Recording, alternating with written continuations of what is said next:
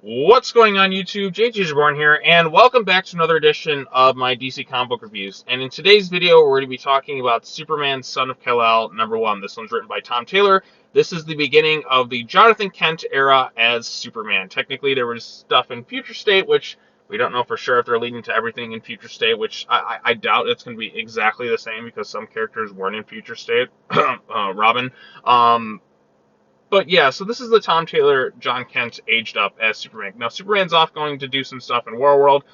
I was loving Superman, like, at the start of Rebirth, all the way up to, like, when Brian Michael Bendis took over. And then they did some things, like, they had John Kent aged up, which nobody's really been a fan of. I know DC's kind of going this thing, but they had something that was working well with the Super Sons, but they, for whatever reason, aged up John Kent. I have a feeling it's because of the apparent 5G plans where they wanted the Super Sons to be basically Magneto and Professor X, which would have been an absolutely atrocious idea, so I'm glad that those plans have kind of been thrown out the window. But at the same time, now we have an aged up John Kent. And another thing that kind of hurt this thing was having Brian Michael Bendis have Superman reveal his secret identity to the world. Now, because of that, John Kent, we have this character who not really anybody recognizes anymore. He was once a kid, and a lot of people are not going to be able to see John as anyone else other than this kid, unless you're looking at an Elseworld story where it worked, which was when Tom Taylor wrote it and deceased, because John naturally progressed his age there, whereas here it was so forced and just done to just kind of pitch that Legion of Superheroes book and, like, I guess lead to that whole Future State thing.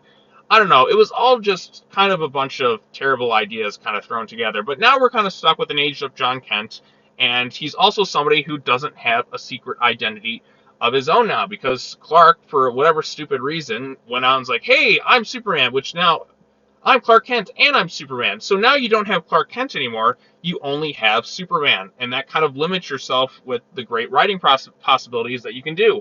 So now we've lost Clark Kent, and we effectively lost Jonathan Kent, because now only the world sees Superman or Superboy, who's now the new Superman.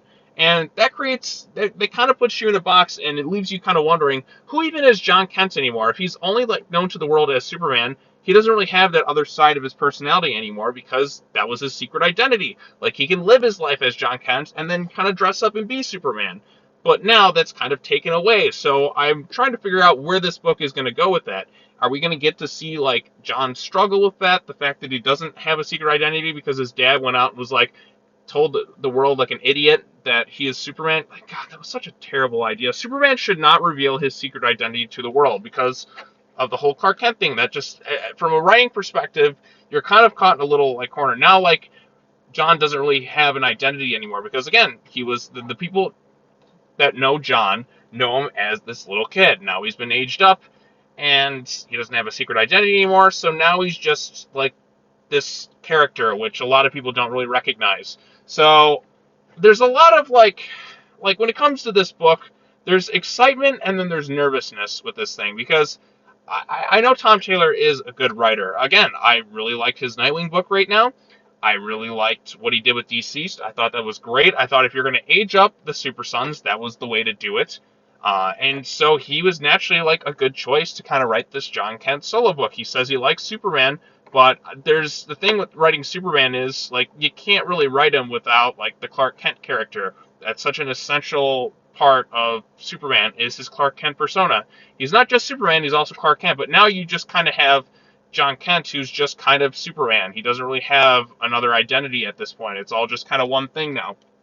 So I'm interested to see how Taylor's going to kind of pull that thing off, because John never really had a choice in that. Like, Clark just kind of went out and just like, oh yeah, I'm going to do this. I mean, he told people about it, but now, you know, who is John anymore? So that's one of the things I'm hoping this run can kind of give us a glimpse into who is John Kent as a character now. Why should I care about him? Because I cared about Super Sons John Kent, but a lot of people, including myself, had not cared about aged up John Kent. And if anyone can do it, Tom Taylor can. So let's go ahead and see how this new Superman of the 21st century is going to be. So let's go ahead and quickly summarize the issue. So as the issue opens up, we have the new retcon birth of Jonathan Kent, because beforehand it was obviously during, what is it, that Convergence storyline. It was kind of a complicated thing, but now they've kind of just streamlined it to be, okay, he was just kind of there during an attempted alien invasion, and Batman says that his physiology, like John Kent's thing, he could be potentially more powerful than Clark. And Wonder Woman's there to reiterate that, hey, he's the son of Lois and Clark. He's destined to be a good guy, and kind of stuff like that. So, and then we get to the present, and we see wildfires are going on. They're caused by this metahuman. John Kent shows up, and he saves them, through the power of, being nice. I don't know, it's maybe just a little tad bit hokey, but he kind of ultimately saves them. Then he brings him back to the government. He's like, hey, look, it's not this guy's fault. His powers are tied to his emotion. He can't quite control it. I'm going to go off and I'm going to take care of these fires. Go ahead and take care of them. Sorry, just total misunderstanding. And that as soon as John kind of goes away, the guy gets hit by the government guy, which, again, if you're the government, you have a guy who just kind of up and just destroyed like this entire forest with his powers.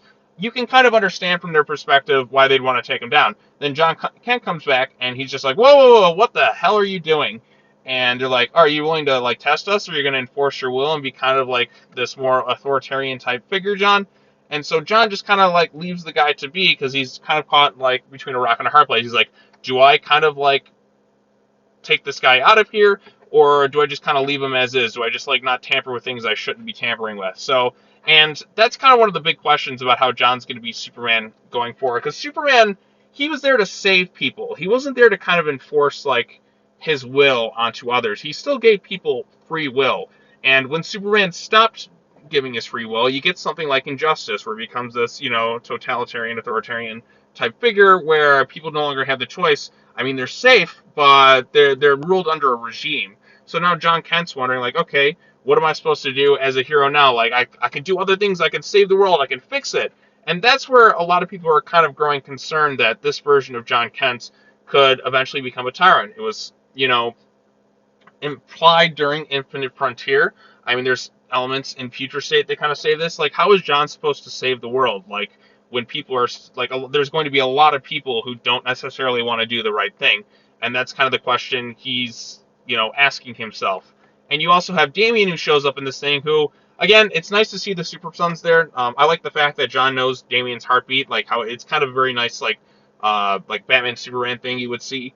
And you have Damien fighting a bunch of ninjas, and also for some reason he's kind of like, despite him looking way younger in the Robin book, here they look almost like the same age, but just a little bit smaller. Damien reiterates that, hey John, you're not just the son of Superman. Doesn't say Clark Kent, because, well, Clark Kent is pretty much null and void at this point since they revealed his secret identity. Yeah, he still has like those good Clark qualities, but like now they're just, instead of just kind of being two sides of the same, two halves of a coin, it's just like you just have the Superman persona, and you don't really get the Clark Kent anymore, because everybody knows Clark Kent is Superman. And Damien does kind of mention that, where he could protect, since he's the son of Batman, they could get John like his own new secret identity. I think looking at the panels of like the next upcoming issue, they kind of talk about, they kind of showcase John kind of wearing a disguise, because he can't lead a normal life anymore. He's only going to be seen as Superman, and that's kind of a problem.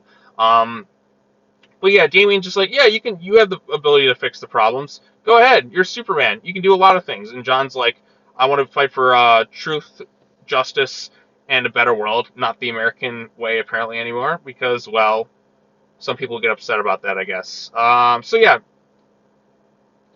Damien also mentions it's time for Superman to stop fighting the symptoms. You're powerful enough to be the cure. Now, this is where I've talked with a couple of people. Some really enjoyed this issue, and others are left wondering, like, hey, if John's supposed to be the cure, like, what does that imply? Is he going to start to take over? Is he going to start to impose his will and viewpoints onto others to where they can't really make the decisions for themselves, and, he's going to solve all their problems? That's where things can get a little kind of, I don't know, like, fishy. Like, you kind of get to that point where, like, maybe Superman shouldn't be the one to solve all the world's problems. You know what I mean? Like, because if he starts to do everything for everybody else, then nobody else really has the ability to kind of change, because he's doing everything for them. It's just going to be John Kent's world. It's not going to be everyone else's world too. So that's kind of an interesting talking point. So I don't know if they're necessarily going to go with that, but again, that's what was kind of implied during future state was kind of implied during Infinite Frontier that John Kent would kind of become sort of this villain of sorts, kind of this authoritarian type character. But it's still kind of too early to tell. There was some funny bits during this issue.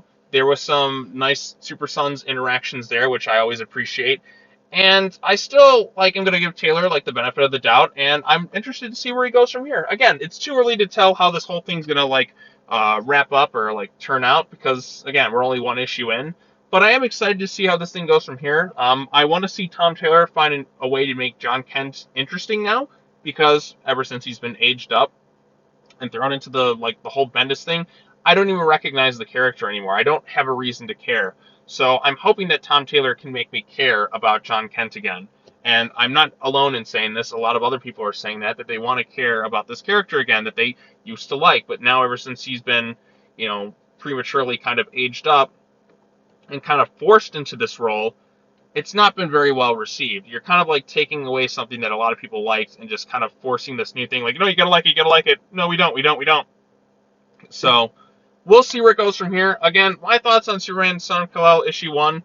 I can see both sides of this. For some people can really like this thing, and others are no, this isn't for me, and this is a bad move for Superman, and no, this is a great move for Superman. I'm kind of caught in a camp in the middle, or I'm just gonna kind of wait and see what happens from here. Overall, I enjoyed some bits of this issue, and I didn't really come away loving it. But I'm willing to give Taylor some time with this thing because, like I said, he's done some good stuff at DC. He's the only one who's done a good job writing up an aged-up John Kent in the DC Elseworld story. So let's see what he does in the mainline continuity. That's pretty much where I'm at with Superman Son of Kal-El. If you've read this issue, let me know what you thought of it in the comments section down below. Be sure to like this video, share it with your friends, subscribe to the YouTube channel for more content, hit that bell for notifications. Be sure to come back next week as we talk some more comics, whatever comes out at that point.